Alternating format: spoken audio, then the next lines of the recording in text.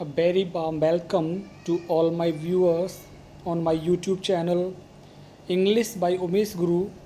I hope all of you have subscribed my YouTube channel, and those who haven't still subscribed, I advise them to subscribe my YouTube channel so that all the videos which I upload to you can be available on your mobile directly.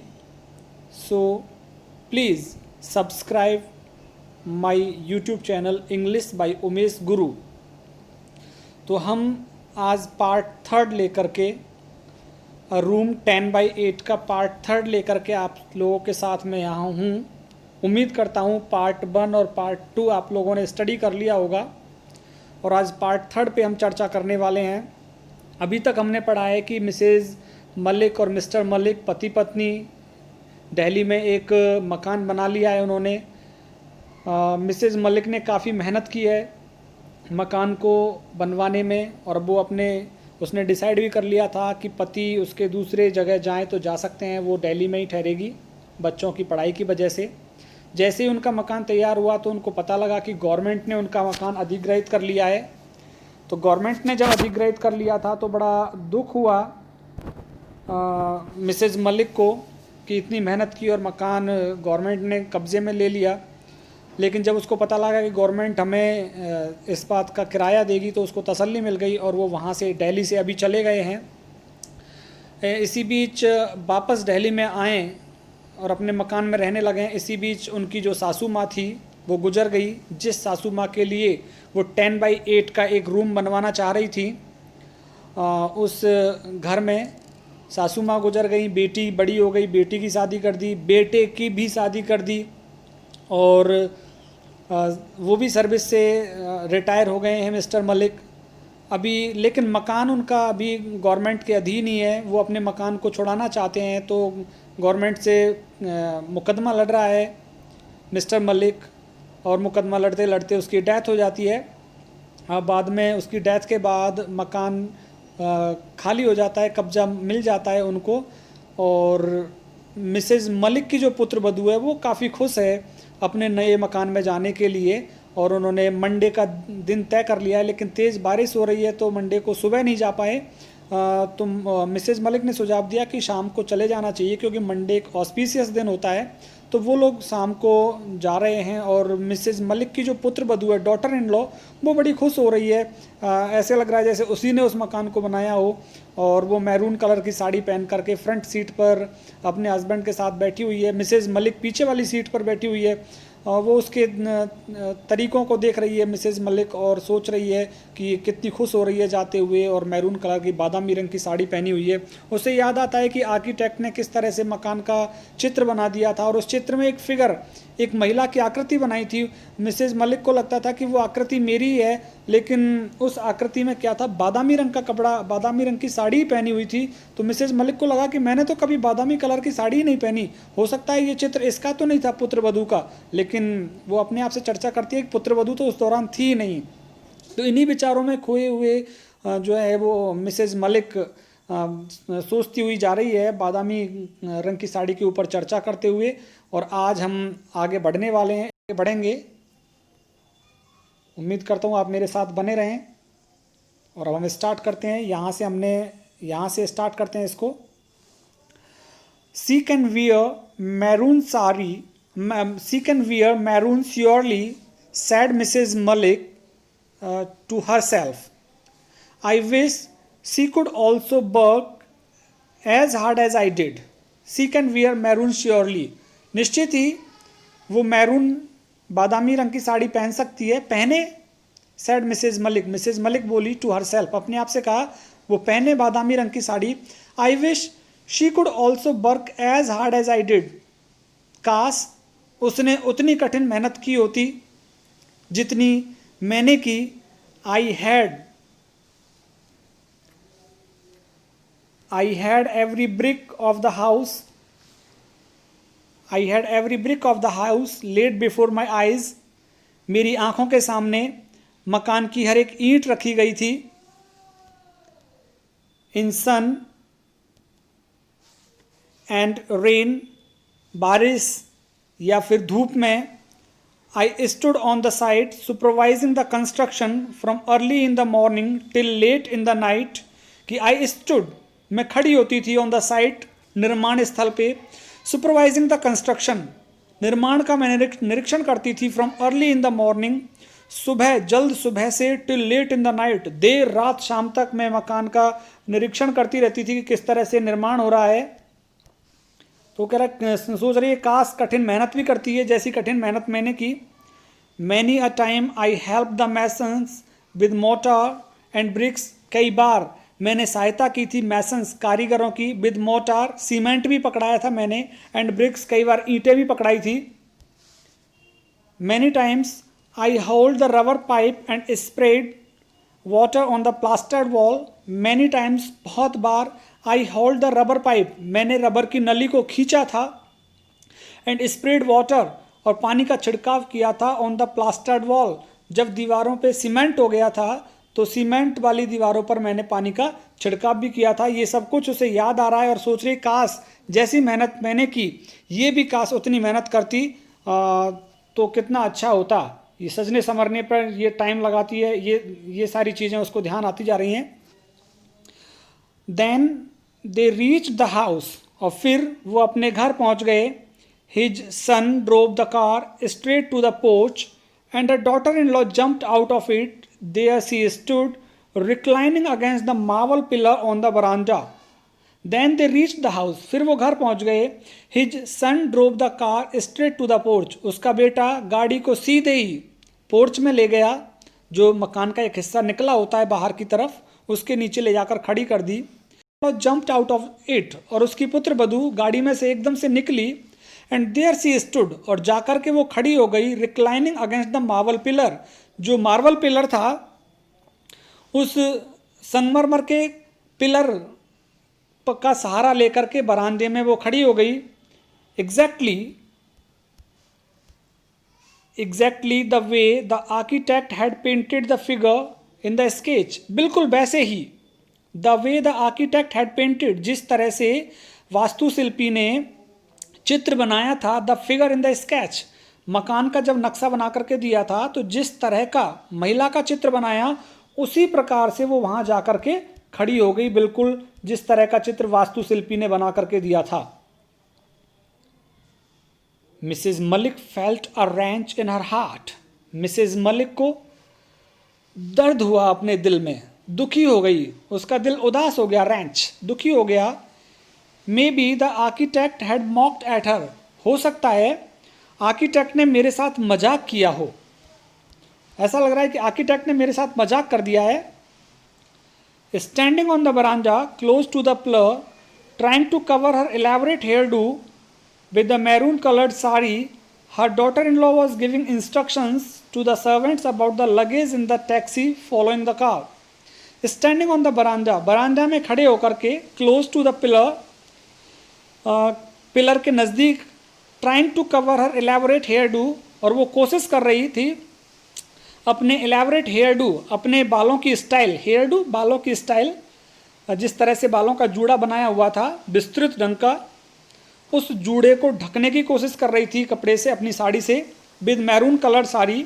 Her daughter in law was giving instructions, उसकी पुत्र वधू निर्देश दे रही थी, to the servants, नौकरों को, about the luggage in the taxi following the car, जो टैक्सी उनकी कार के पीछे आ रही थी, उस टैक्सी में से सामान निकालने के लिए वो अपने नौकरों को निर्देश दे रही थी, अपने बालों को संभाल करके, अपने बालों को ढक करके निर्देश दे रही थी।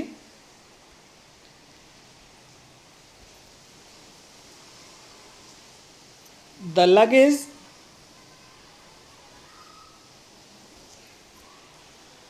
Luggage had been removed from the taxi, taxi में से सामान निकाल लिया गया था।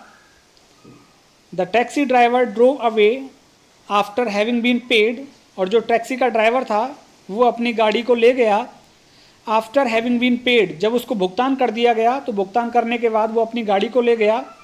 Mrs Malik was still sitting on the back seat of the car, Mrs Malik अभी भी पिछले वाली सीट पर बैठी हुई थी अपनी कार में।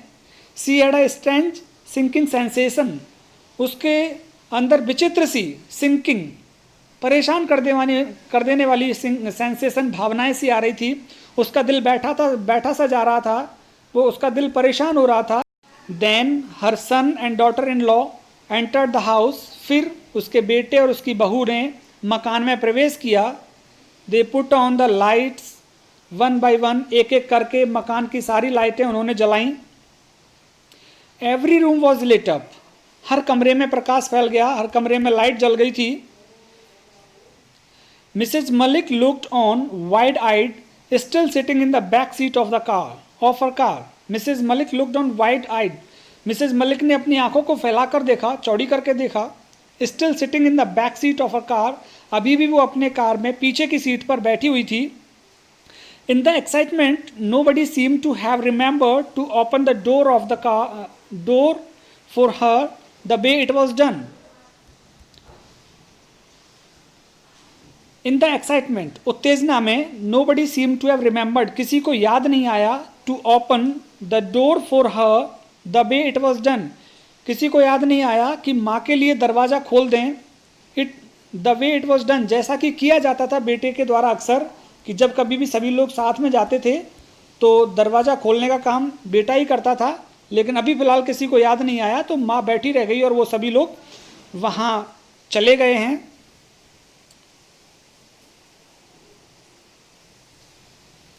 उसकी पुत्र वधू और बेटा वहाँ मकान में अंदर चले गए हैं और वो अभी भी गाड़ी के अंदर ही बैठी हुई है। Suddenly her son thought of his mother, अचानक ही बेटे को अपनी माँ की याद आई। He ran to the porch and open the door of the car, वो दौड़ करके पोर्च में गया और कार का दरवाज़ा खोला। A drive in the evening always makes me go to sleep, the mother spoke in a whisper. A drive in the evening, शाम के समय यात्रा करना, always makes me go to sleep, हमेशा मुझे नींद ले आता है, माँ कह रही है। The mother spoke in a whisper, धीमे धीमे आवाज़ में कहा माँ ने कि शाम को यात्रा करने के बाद मुझे नींद जल्दी आती है। Her daughter in law had also come out, उसकी पुत्र वधू भी बाहर आ गई थी। एवरीवन वॉज लाफिंग, हर कोई हंस रहा था। Mrs Malik's daughter in law was standing against the marble pillar on the बरामदा अगेन, मिसेज मलिक की जो पुत्र वधू थी वो खड़ी हो गई थी फिर से बरामदे में पिलर का सहारा लेकर के। She was trying to cover her hairdo, वो अपने जूड़े को या अपने बालों को ढकने की कोशिश कर रही थी। विदर मैरून कलर्ड साड़ी, अपनी मैरून कलर की साड़ी के साथ, बादामी रंग की साड़ी के साथ। I am not going to eat, मैं खाना नहीं खा रही हूँ। आई हैव नो एपिटाइट, मुझे भूख नहीं है। Said Mrs Malik, Mrs Malik बोली। I would like to sleep, मैं सोना चाहूँगी। द